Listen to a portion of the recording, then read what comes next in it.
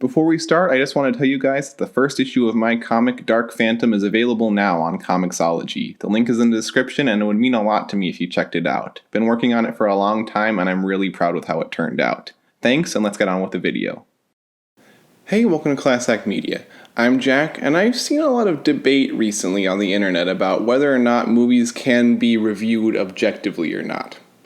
Well, as something of a film critic myself, I've decided to weigh in with my thoughts on the topic. I hope this video is as smart as I think it is. So, let's start with how I feel about this topic. Can a movie be reviewed objectively?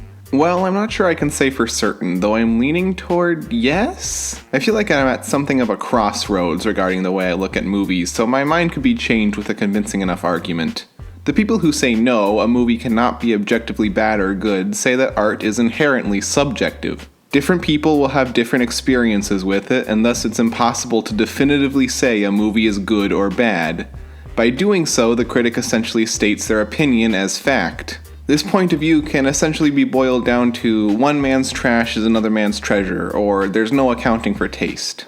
On the other hand, the people who say that yes, a movie can be objectively good or bad say that there are right and wrong ways to make movies. A film can fall short in some aspects, failing to convey the proper information to the audience in the way that it was trying to convey it.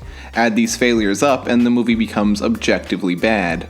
Now, a common example I've seen from this side of the debate is the Mona Lisa is an objectively bad trebuchet. I think this is a bad argument.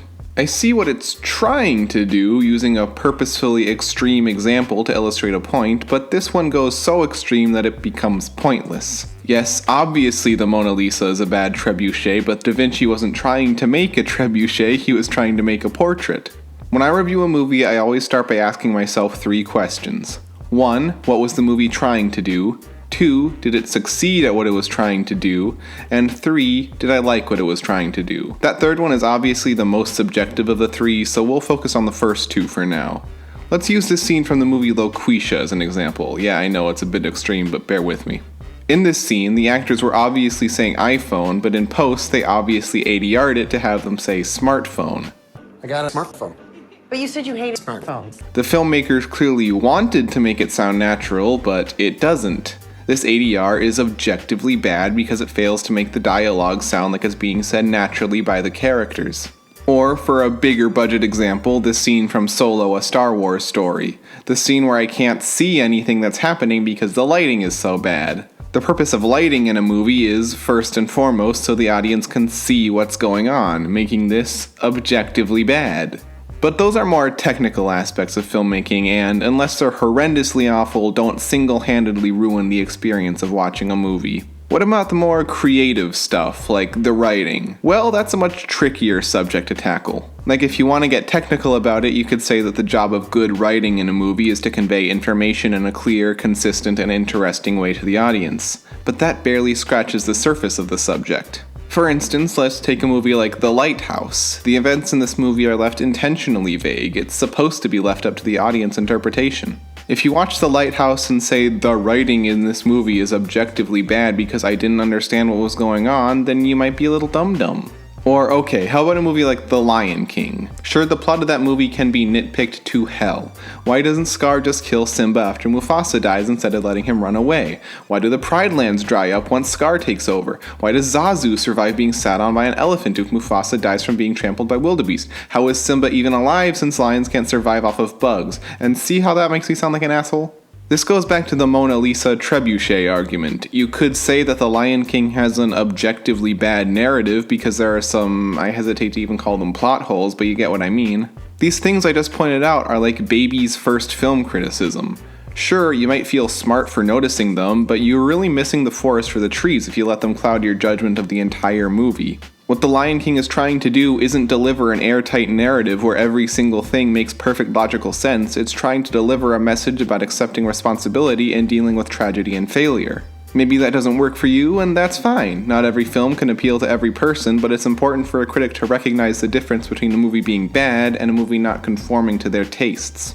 I'm not saying that narrative lapses and contrivances don't matter, of course. Even when it's not a movie's main focus, enough of these stacked on top of each other can really sink a film. But I would argue that, regardless of intent, except for very specific circumstances, the one piece of writing that will make or break a movie every single time is characterization. A film can get away with as many holes or contrivances as it wants, to a point, but if its characters are weak, then the entire movie suffers.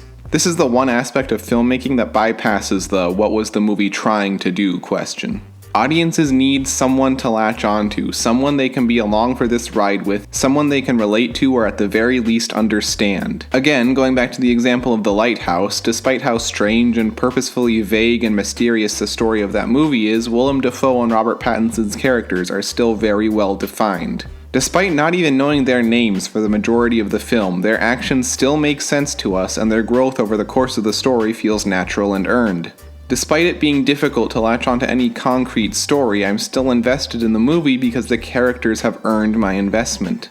I compare it to a movie like Annihilation, a film with a similarly abstract plot but with weak enough characterization that it just never felt invested in it. In the end, when Annihilation began to ask me questions about the nature of humanity, I just had to say, I don't care.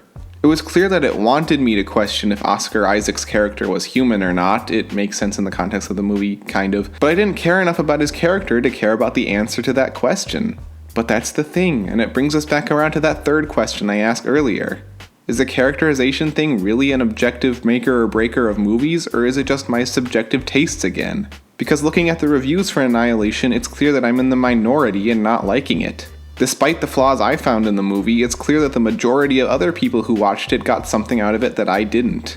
So even though I felt that it failed at what it was trying to do, which by my own logic would make it objectively bad, can I really call it that if everyone else who saw it thought it succeeded? Which brings us to our conclusion. Can movies be reviewed objectively? I mean, yeah, I guess. Like I said before, there are certain criteria that movies can be looked at from, and it's incredibly important to acknowledge flaws in every movie, even ones that you love. If you just blindly praise movies that you like, then film as an art form won't be able to grow and your taste in film will just stagnate. And it's not like any of us are under the misconception that a movie like Loquisha is a good movie or anything like that. But I don't know, when we put these labels on things like this movie is objectively bad, then we start to fall into the camp of invalidating other people's opinions. And look, as much as you can go down the checklist of objective qualities a movie can have, every review has to have an aspect of subjectivity to it, and the mark of a good review and a good critic is the ability to find the balance between the two. Like, for instance, my Joker review. I know I'm using myself as an example of a good critic. My ego is very much in check, thank you very much. It's no secret that I hated Joker, and if I was reviewing it completely subjectively, I'd probably give it a 0 out of 10 and rate it at the very bottom of my 2019 movie rankings. But I did have to look at the things it did well enough, I guess, so I compromised and gave it a 3 out of 10. It's still a bad score, but not as bad. So yeah, I guess the point of this video is, yes, movies can be looked at objectively, but we all have different ideas of what makes them objectively good, which I guess makes those ideas subjective. Oh my god, I've solved nothing, this was a complete waste of time, why did I write this video? So yeah, the way I look at movies has been sort of evolving over the past few years, and since this debate was stirring up again recently, I decided to kind of make this video to get my thoughts out there and, I guess, vent a little bit of my own thoughts is a good word for it. And hey, I made it through the whole video without even mentioning The Last Jedi. Oh no, I just did. I gotta get out of here. See you next time, guys.